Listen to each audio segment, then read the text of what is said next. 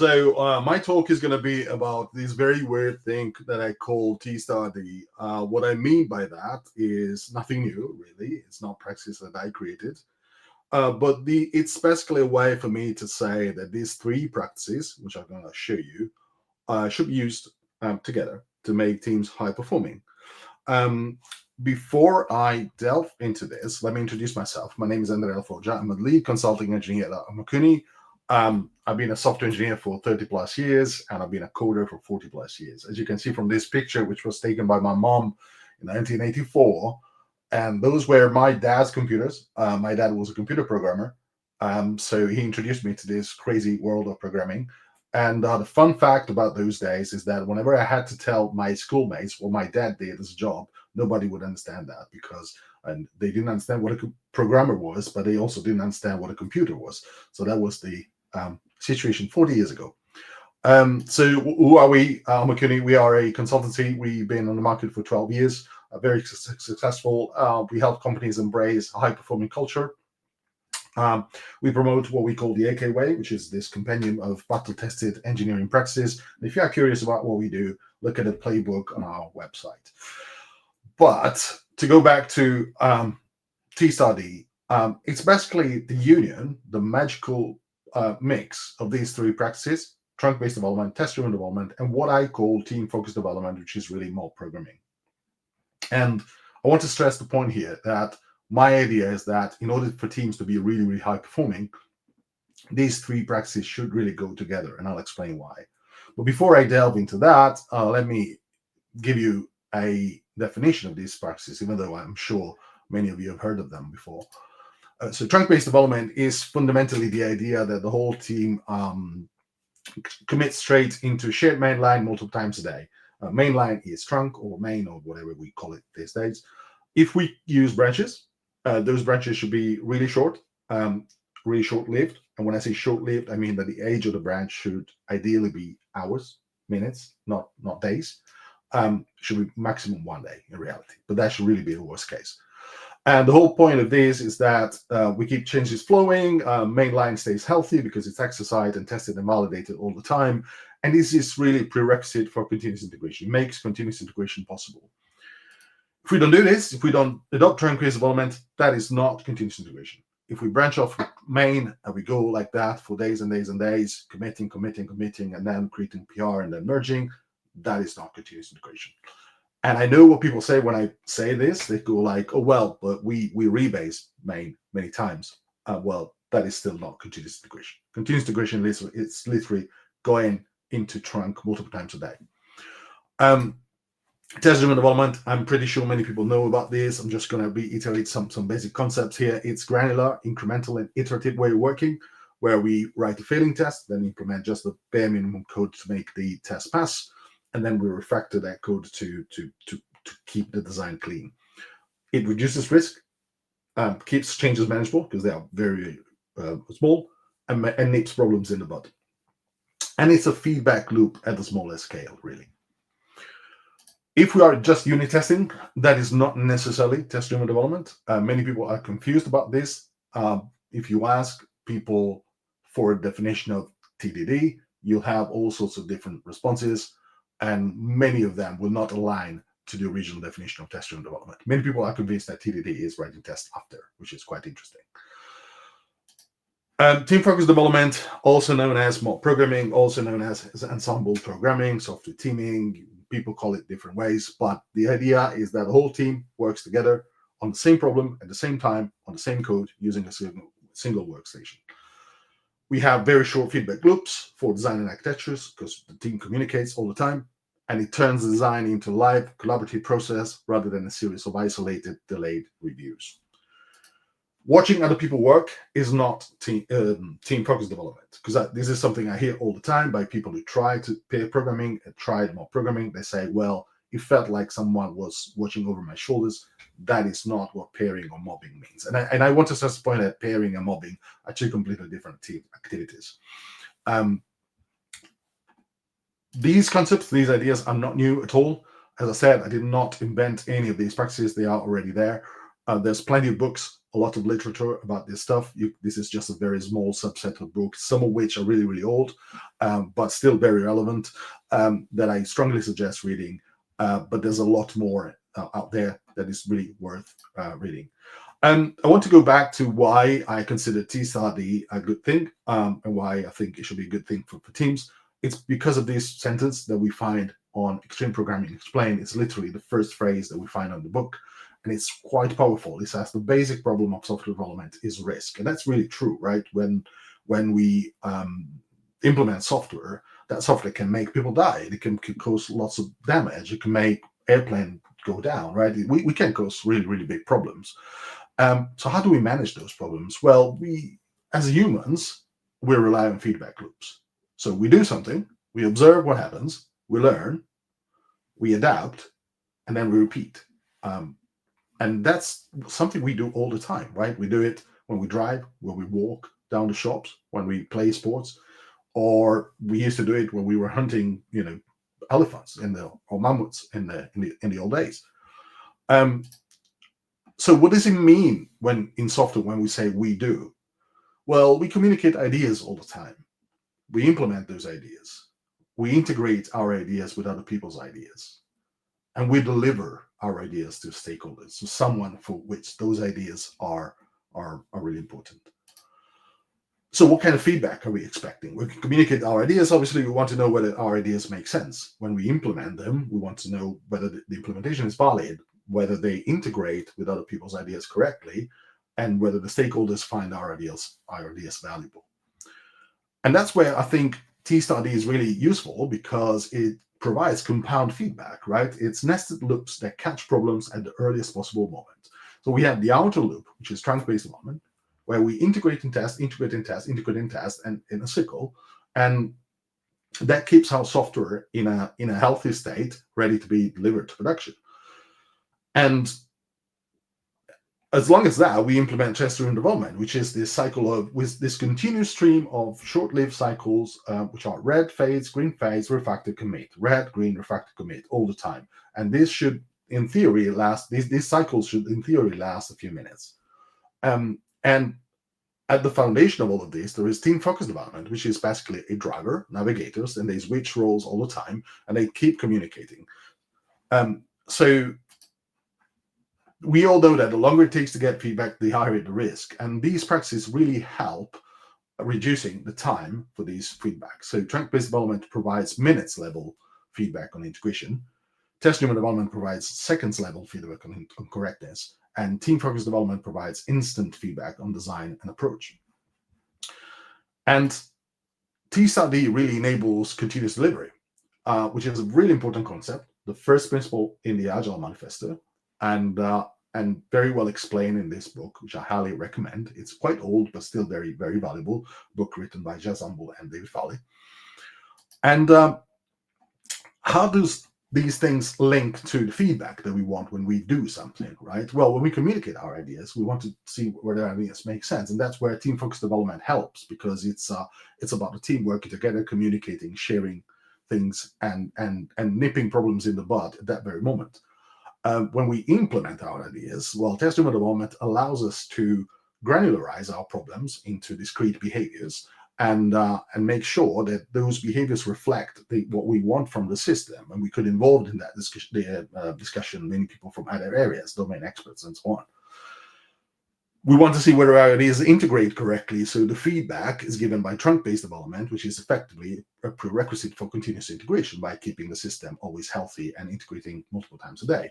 And all of this brings to the final point, which is when we deliver the ideas to stakeholders, we want to see whether those ideas are valid, and continuous delivery is what allows us to do that. So T-study means true agility. We have tiny, verified increments, so we work in small slices. We clarify intent before writing production code, which is really the core principle of Agile, where it says business people and development teams should be working together daily. We refactor continuously, which is a principle that comes from XP, really. We have fast feedback loops, so we reduce risk. And we learn and adapt, which is, again, a very important principle in Agile. And interestingly, this is a point that I always make. Many teams work with Scrum, and Scrum has some prescribed events that have to happen at specific point in times, etc. And by adopting these practices, we can easily um, step up a bit and move to a point where we can probably ignore a lot of those events and embed them in the rhythm of the practice. So it's quite interesting for teams who adopt Scrum to look into these practices if they want to evolve. But is it everything so cool and hunky dory? Where's the catch? So it's a very long and difficult journey to get there. To be able to implement all these practices correctly, it takes a time. It takes a long time, a lot of effort. It cannot be done overnight. Sometimes it takes years, but it is possible. And there are some companies who have embarked on this journey for a very long time, like Spearbank One is one of the companies that has been doing this for a while. If you haven't listened to these podcasts, I strongly recommend doing that. They specifically mentioned pairing mobbing integrated with trunk-based development. They also do TDD. And there's a wonderful talk by John Wilson at the Fast Flow conference in October, where he talks about how they do ensemble programming at Booking. So I strongly recommend watching that video as well. So there are many more testimonials about these practices, but I couldn't really mention them all. So there are some prerequisites for T-Study. As I said, it's not easy. We need to embrace a mindset where we work with small pieces of work. So we need to be able to break down work into vertical slices that are really, really small. We need to have a mindset of shared ownership. So there shouldn't be any ivory towers or people who have the little kingdom and they want to preserve that kingdom. There should be shared ownership, shared knowledge. We need people who are happy to constantly communicate. Not many people are willing to do that. So that's another trait that's fundamental for these practices. We need fast feedback loops. So we need infrastructures that allows us to get feedback really fast. For example, having a slow testing infrastructure doesn't help in this case. So we need to fix that before we can move to these practices. And above all, this is a very, very important point. We need psychological safety. So people must be feel to safe. They must be feel to speak up. They shouldn't be afraid of asking stupid questions. There are no stupid questions. Their ideas should be listened to. They should be able to experiment, admit mistakes. And obviously, this requires a lot of air support from management. There are also some rules that need to be followed. We commit to fully test the high quality change set into trunk every few minutes. This is the rhythm that these practices require. We never write production code without writing a failing test first. So that's the TDD mentality. And we value every person's ideas and have strict time limits. It's important that when we mock program, we work according to specific cycles. Like I always suggest having 90-minute cycles because that's how our brain is wired. We need to have pauses. We need to give people space to relax. And we need to have a hard deadline at the end of the day to go home. Don't think about work anymore. We're going to meet again tomorrow morning. Sometimes it's hard to establish these rules, but they are absolutely necessary not to make these practices exhausting. And obviously, we live in the AI days. So where is AI in this whole picture? AI amplifies the value of T-Study by shortening the feedback loops even more. Because agents are so fast at producing code, validating ideas, experimenting, creating POCs, it's really amplifying the value of these practices. The agent can be considered another member of the team and used as another member of the team. And it can also follow strict TDD rules. I've created Claude Code agents that are able to perform TDD really, really well.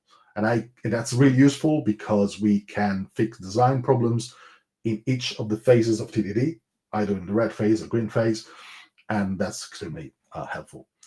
I know all of this might sound very weird to some people. So if you want to start this journey, I can help you out. We can help you out at Armakuni. So either connect with me on LinkedIn. I'm always very, very happy to talk to people about these practices, or you can do that through our website. And I'm done. Thank you.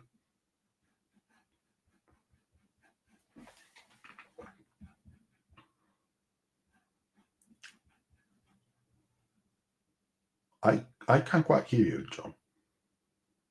Sorry, it's been a long day.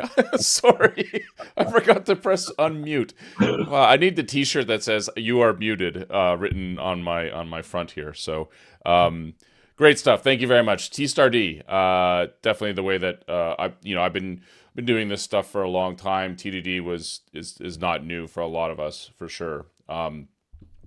What's the take up with TD? That seems like there's a lot of like in the developer circles that I at least frequent, or in my developer world or in my head.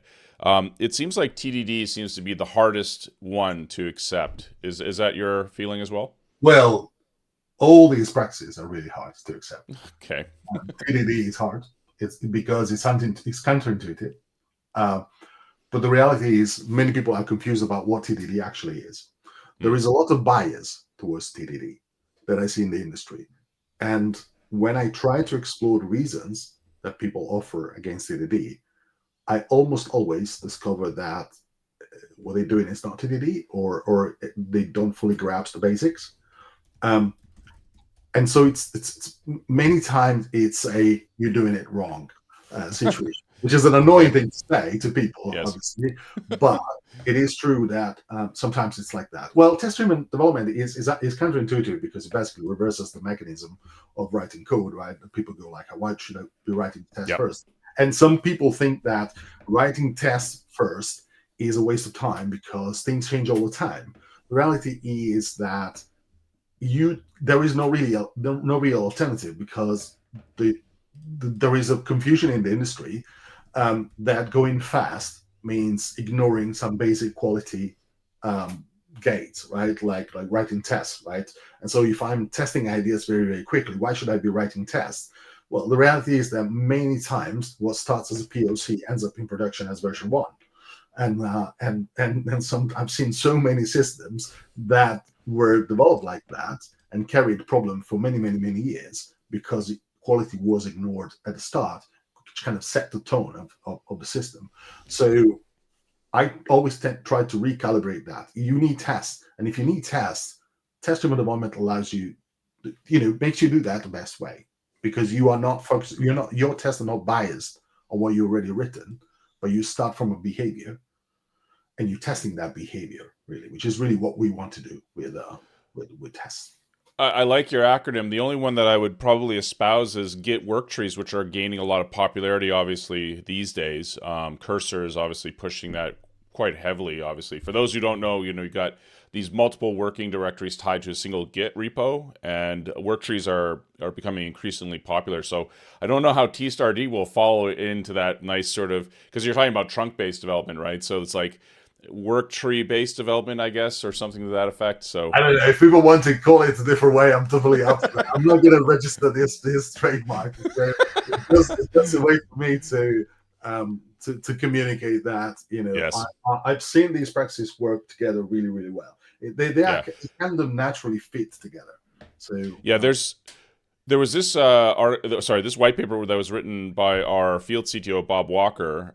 This was entitled "Achieving Continuous Delivery," where he actually goes into he dubbed the acronym TPF, which is trunk-based development, progressive workouts, and feature toggles. So okay, this is okay.